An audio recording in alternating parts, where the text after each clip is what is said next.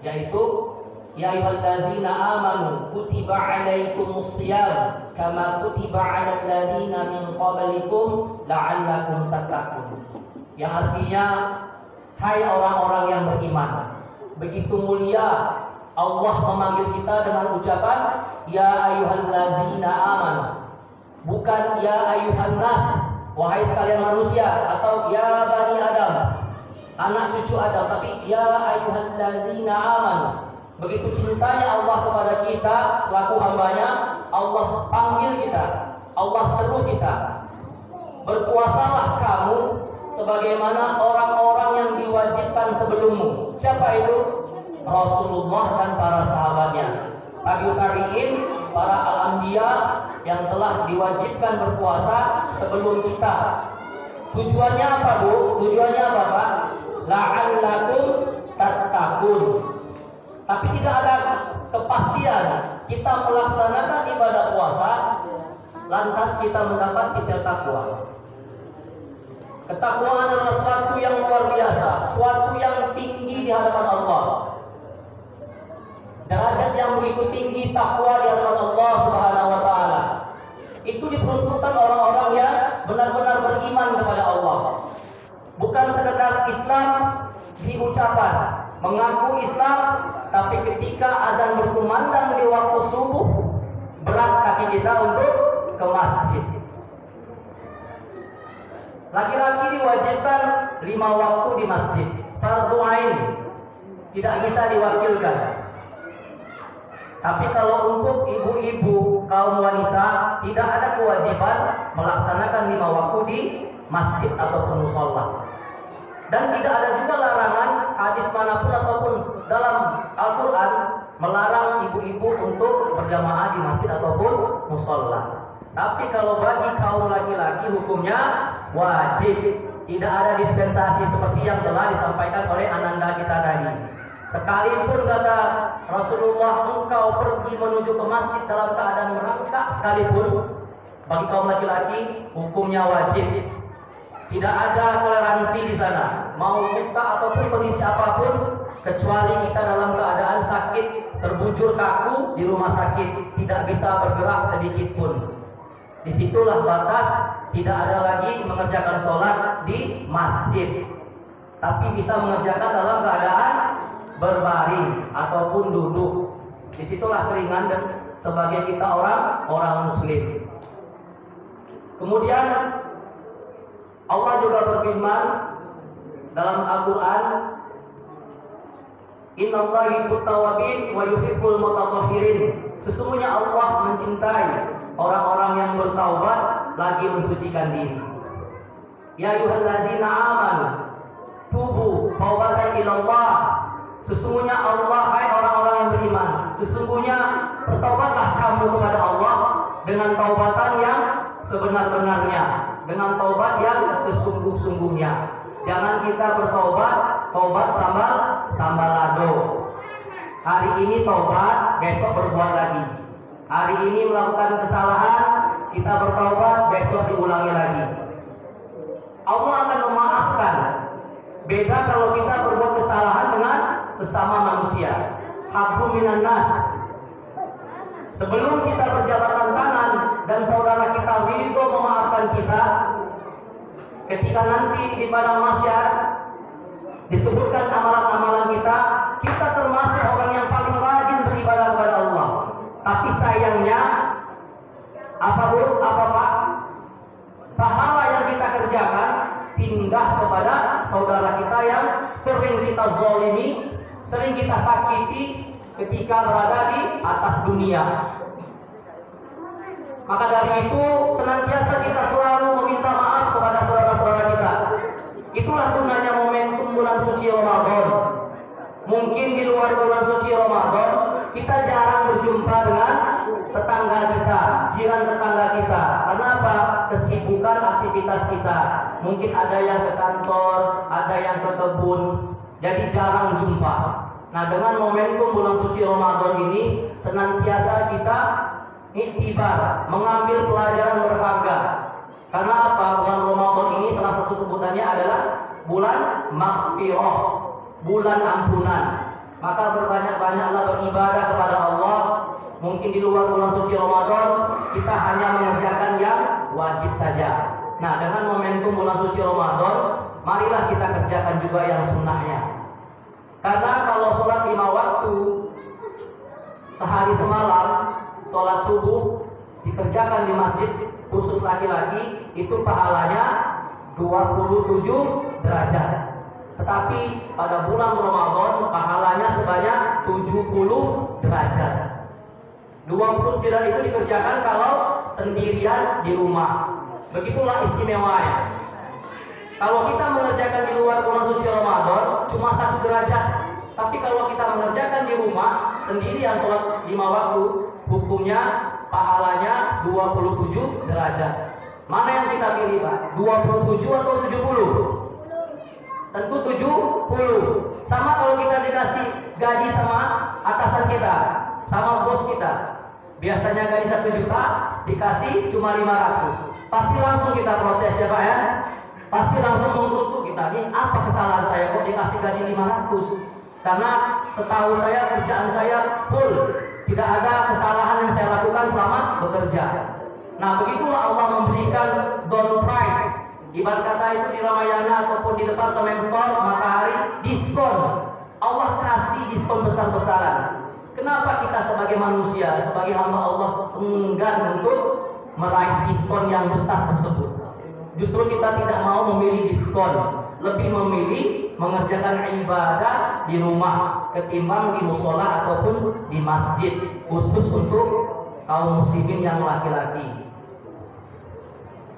Nah, momentum bulan suci Ramadan ini senantiasa kita mengukur kesalahan-kesalahan yang telah kita lakukan. Apa yang Rasulullah biasa lakukan sebelum Rasulullah istirahat pada malam hari? Rasulullah selalu muhasabatun nafsi, menghitung kesalahan dari mulai Rasulullah terbangun pagi hari sampai Rasulullah tidur lagi pada malam harinya. Rasulullah selalu mengingat-ingat apa kesalahan, apakah ucapan yang pernah terlontarkan dari lisanku yang menyakiti hati para sahabatku dan kaum muslimin. Sudahkah kita muhasabah nafsi sebelum tidur? Ataukah kita sebelum tidur memegang gadget, banyak memegang handphone daripada mengingat kesalahan-kesalahan yang kita lakukan? Lebih banyak kita melihat handphone daripada kita zikrullah, mengingat Allah dengan senantiasa lidah kita selalu basah dengan berzikir, menyebut asma-asma Allah. Hanya kita yang tahu jawabannya ya Bu. Mana lebih banyak melihat handphone, menonton video sosial media ataupun IG dan sejenisnya, atau lebih banyak kita membaca Al-Quran, atau lebih banyak khususnya bagi anak-anak kita bermain Mobile Legends ketimbang sholat sunat dan mengerjakan hal-hal yang berbau ibadah pada bulan suci Ramadan. Pertanyakan sama diri kita, sudah sejauh mana keimanan kita kepada Allah? Makanya saya bilang di awal tadi, Islam sebatas ucapan lisan, Islam KTP karena keturunan, atau benar mengaku Islam. Karena ada 5 tingkatan untuk mencapai takwa. Yang pertama muslimin. Alhamdulillah kita termasuk orang Islam, orang yang selamat. Yang kedua tingkatannya adalah mukminin, orang-orang yang beriman. Sudahkah kita beriman kepada Allah? Atau cuma sekedar ucapan dari lisan kita saja? Kemudian yang ketiga adalah muhsinin, gemar melakukan kebaikan.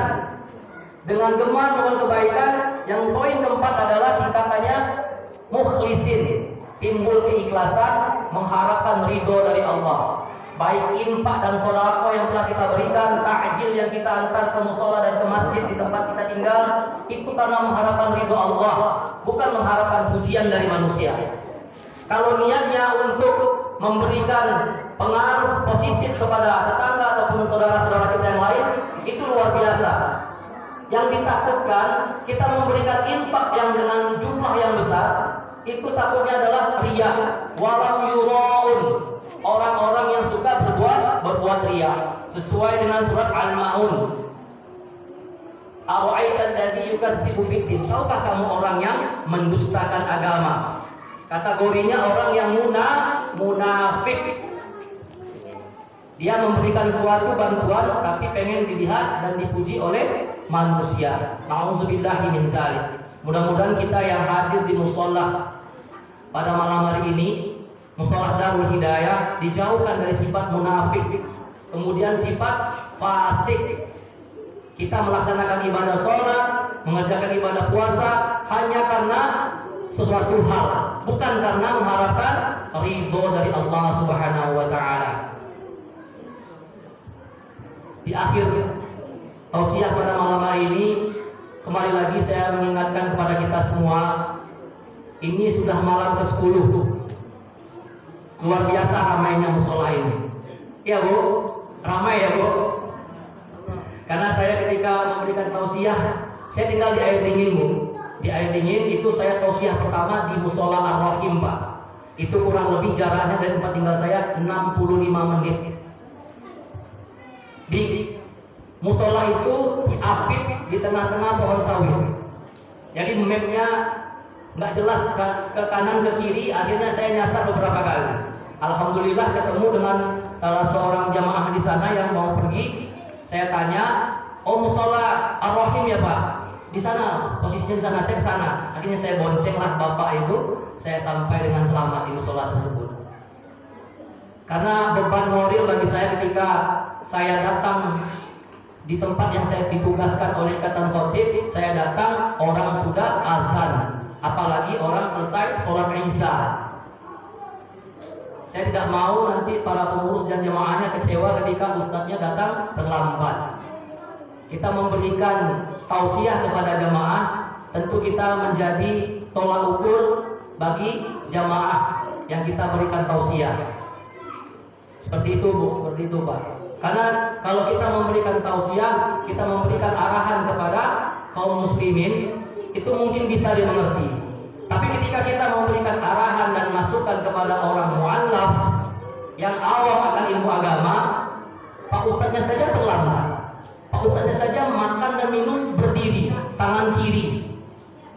Mereka mencontoh melihat tingkah laku yang kita lakukan, bukan masalah sholat ataupun membaca Al-Quran. Begitu juga yang dilihat oleh orang non-muslim. Orang Yahudi dan Nasrani itu bukan melihat Al-Quran kita, mereka tidak mengerti bahasa Arab. Tapi yang mereka perhatikan adalah akhlak kita, tingkah laku kita. Nah itu harapan saya, jangan ketika datang bulan Ramadan musola ini ramai, sempit. Pada umumnya ketika datang masjid Ramadan itu Pak, musola dan masjid itu sempit luar biasa. Sampai ada yang berdesak-desakan dan keluar di teras ataupun serambi musola dan masjid. Tapi ketika malam 10 seperti malam ini, kan ramai itu Bu. Semua masjid dan musola ternyata ramai Bu. Kalau udah malam 11, apalagi malam ke-20, itu mulai ramai Bu. Itu Bu. Kalau musola sini ramai insya Allah Bu. Tapi mungkin kalau musola yang di luar sana mungkin sepi ya gitu Bu. Ramainya kemana Bu? Ke pasar-pasar pakaian Bu. Membeli baju lebaran dan kue lebaran. Itu Pak. Nah harapan saya itu kan jangan sampai ketika berpisah dengan bulan suci Ramadan, kita pikirkan, kita bayangkan ini adalah Ramadan terakhir kita, sehingga kita senantiasa selalu beribadah kepada Allah, meningkatkan kualitas ibadah kita kepada Allah. Rasulullah ketika tiba malam ganjil, malam ke-20 sampai malam terakhir, Rasulullah mengencangkan ikat pinggangnya. Dalam artian Rasulullah lebih meningkatkan kualitas ibadahnya, lebih meningkatkan kualitas sholat malamnya. Bukan berarti setelah kita melaksanakan sholat tarawih tidak diperbolehkan tahajud. Tahajud masih boleh Bu, tapi witir yang tidak lagi, karena sudah dikerjakan ketika sholat tarawih. Tahajud masih boleh. Sholat apa istilahnya, sholat hajat, sholat lain-lain yang sunnah itu boleh dikerjakan. Maka ambillah bagian ketika saudara-saudara kita tertidur pulas sambil menunggu waktu sahur tiba, kita kerjakan sholat sunat yang lainnya seperti sholat tahajud. Wa minal laili fatahajjat bihi nafilatan lak asa ayya ba'atsaka rabbuka maqaman mahmuda. Dalam surat Az-Zariyat ayat 59 yang mana artinya dari sebagian malam harinya sepertiga malam bangunlah kamu bertahajud di sana. Tentu kita ketika bangun tengah malam, kita bermunajat kepada Allah. Kita awali dengan sholat sunat, tahajud, membaca Al-Quran, zikir, benar-benar meminta ampun kepada Allah, bertaubat dengan taubat yang sungguh-sungguh kepada Allah, taubatan nasuha. Jangan taubat sambalado. Hari ini taubat, besok ulang lagi. Hari ini tidak mau mengkotor, besok mau mengkotor lagi. Hari ini kita tidak menghina saudara kita, besok menghina lagi. Nah, harapannya seperti itu. Lebih dan kurang saya mohon maaf.